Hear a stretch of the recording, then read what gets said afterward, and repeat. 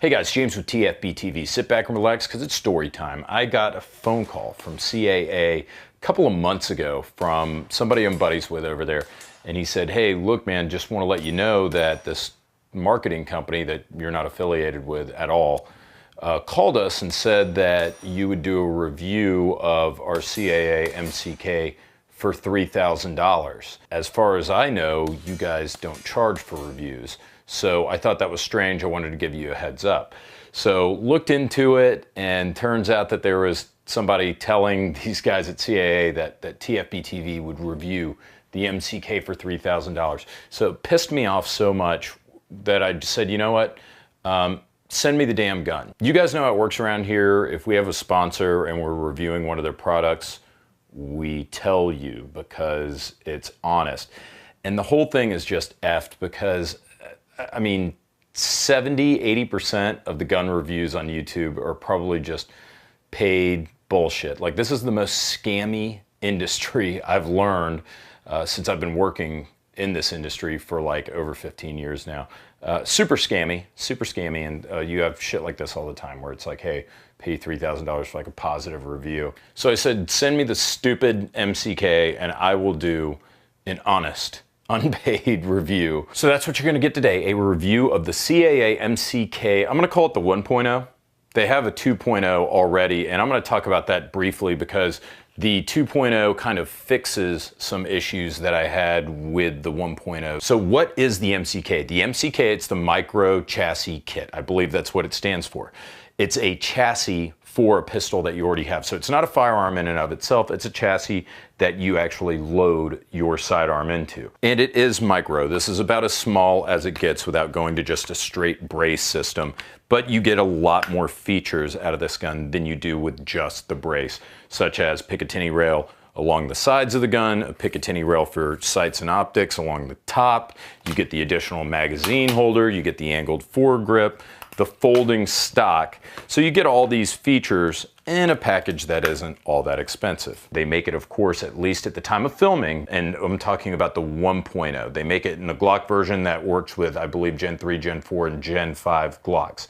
If you have a learning disability, they make it in SIG P320 flavor, and if you're poor, they have it for the Smith & Wesson M&P series of pistols. So you take your favorite sidearm, you lock it into place, and it turns your pistol into basically a much more effective pistol caliber carbine / SMG. You can just take a gun that you already have, order the MCK kit, have it sent right to you. I would highly recommend that you check out our newest sponsor, Top Gun Supply. I don't know if they sell CAA products or not, but go check it out there anyways. And of course, you're going to be feeding this thing with Ventura munitions ammo while you're wearing your blue Alpha Gear belt. The MCK is inexpensive. It folds up into a very small package, has a clever little hook here you can see for your buttstock, a transportable, virtually concealable PCC / SMG that you can make with a sidearm that you already own, that you've already done your 4473 on.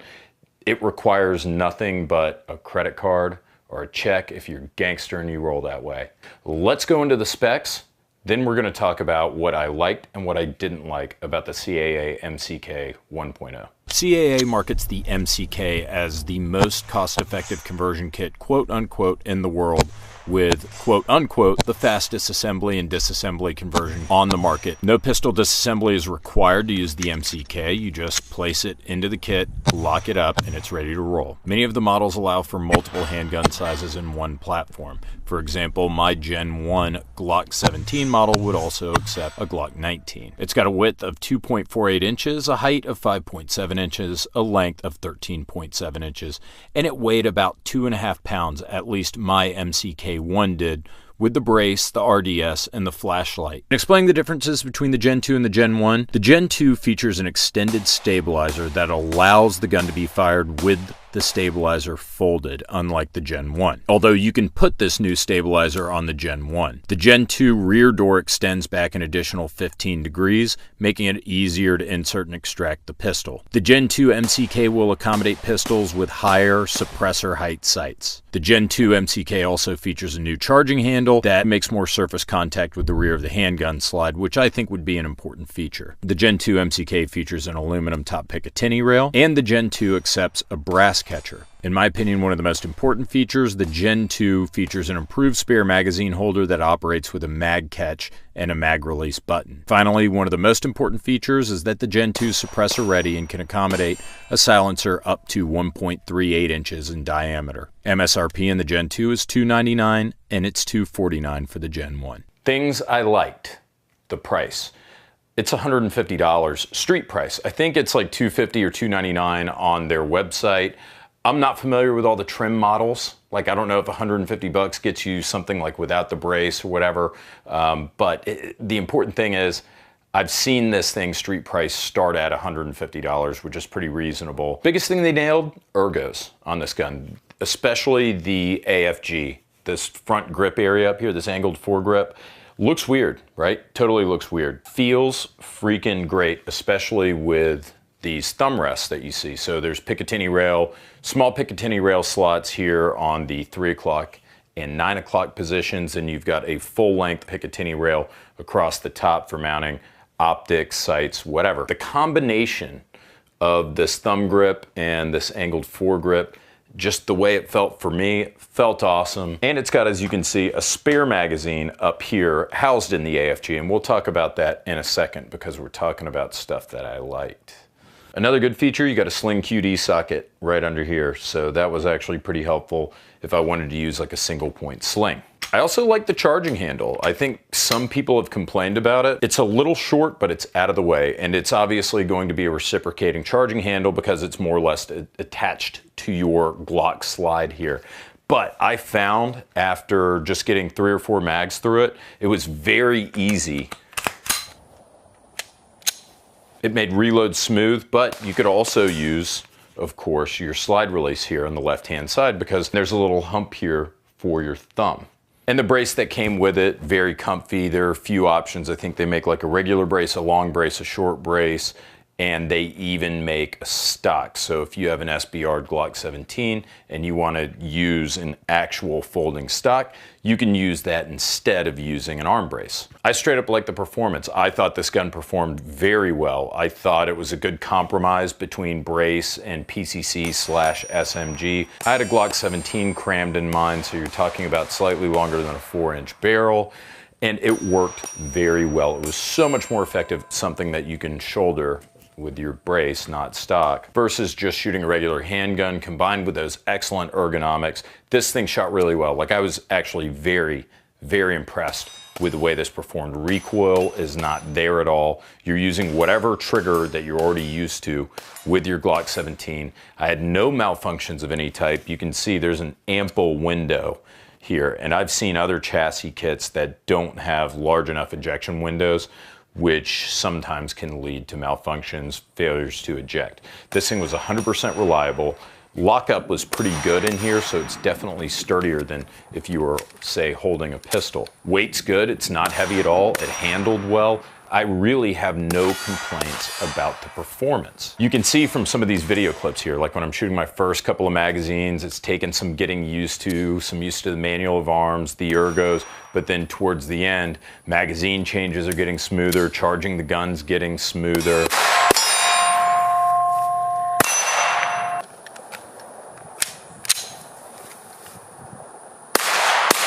So for their intended purpose, what they wanted this gun to do, I think it executed it. All right, let's get to the things I didn't like on the MCK 1.0, and I highlight that because some of these features have changed for the MCK 2.0.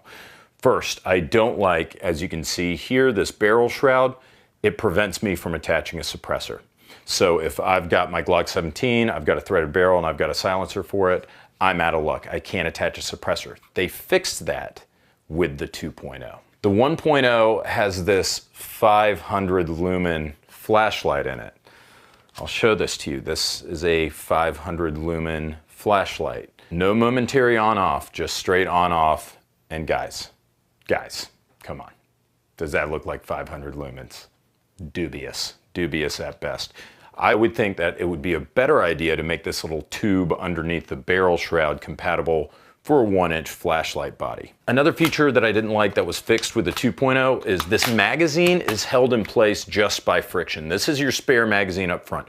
Very cool feature. Love the feature, hate that it's just friction holding it in place. Now it's really in there. It's in there really tightly, but the drawback to that is that whenever you rip this thing out, until you get good at it especially, you're finding, like you can see in some of these clips here, I'm like trying to rip a loaded magazine out of here, and by the time you exert enough force to get it out, you've totally ripped your sights and your barrel off target. Well, they fixed that with the 2.0 because now the 2.0 uses a magazine release button, which makes so much more sense. The optic rail is fantastic. It's sturdy, it runs. You can see almost the entire length of the chassis. But the optic that came with it was the Primary Arms MD-RBG2.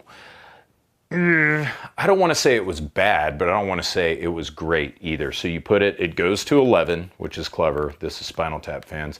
It goes to 11. At 11, it doesn't quite wash out in bright light. Like I can still see it. This doesn't look, feel, or perform like a super high quality optic. Now, bear in mind, it was passable. I will say that it was passable. But if you want something a little bit more sophisticated, a little bit more high tech, this also doesn't have a quick disconnect option. It just came with this MCK riser.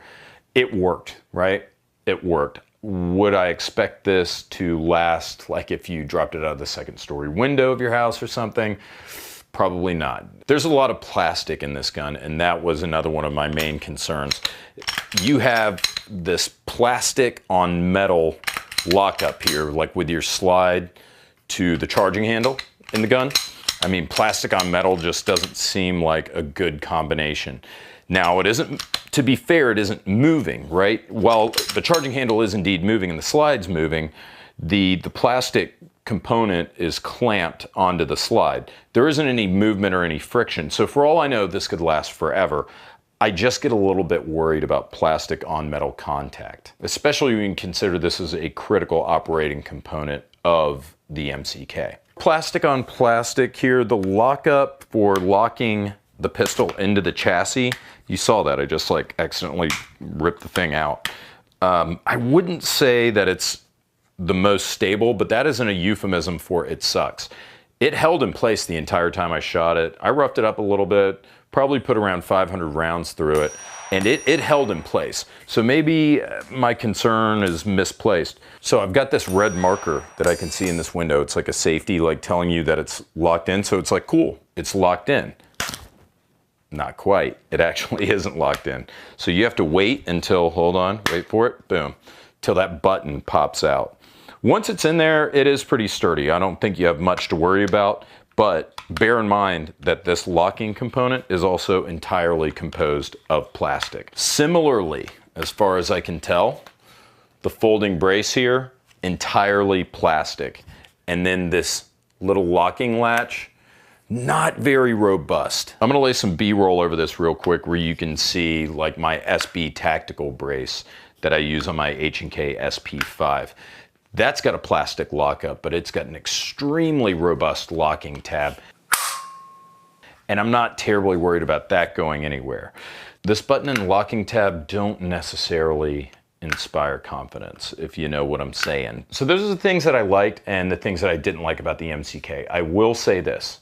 This thing was fun as hell. To be able to take like your Glock or your 320 or your M&P, be able to pop it in this chassis and get this kind of performance with like no recoil out of it, mountain optic. I had a blast shooting this thing at the range. Really fun, definitely makes your sidearm much more effective. So they've accomplished that from a performance standpoint. My chief complaints that haven't been addressed in the 2.0, my chief concerns all have to do with durability. So for all I know, if CAA swoops in and they say, hey, look, we put 100,000 rounds through one of these chassis and we haven't had a component breakage. And maybe I'm asking too much for something that costs somewhere between like $150 and $300. Maybe I'm asking too much, but I think principally this could be a viable self-defense tool. This could be something that actually gets used in harm's way and not just on the range, in my humble opinion. I mean, what the hell do I know about that? But the performance was there, the reliability is there, the ergonomics and the features are there in spades. They did a great job with that. There are just little things like the dinky, pathetic flashlight. You know, it's like, in conclusion, the CAA MCK, is this a fun range toy? Absolutely. You can go to the range and dick around with this thing all day. I promise you, you're going to have a fun time, especially if you're shooting on steel like I was. Is it a viable self-defense tool? With some of the changes that they made in the 2.0, my response would be possibly. Possibly. I'd want to see a little bit more durability. I'd want to see some harder testing on it. If somebody told me that this was durable, that this thing would last, you know, like 30, 40, 50,000 rounds. Is anybody going to run that through this?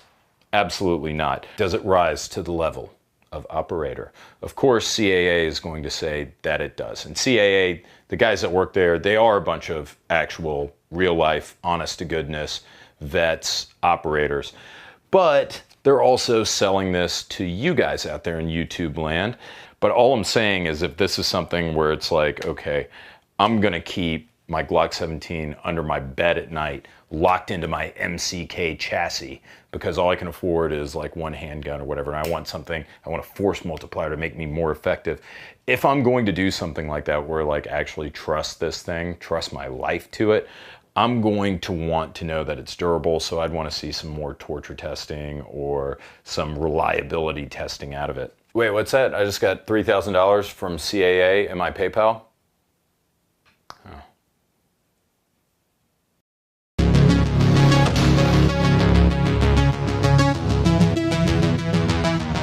Hey everyone, James Rees with TFB TV, and you're about to see my review of the CAA MCK, which is possibly the best gun I've ever shot in my entire life, and I would dare say, maybe the gun you didn't even know you needed. Was that good? Is the money still there?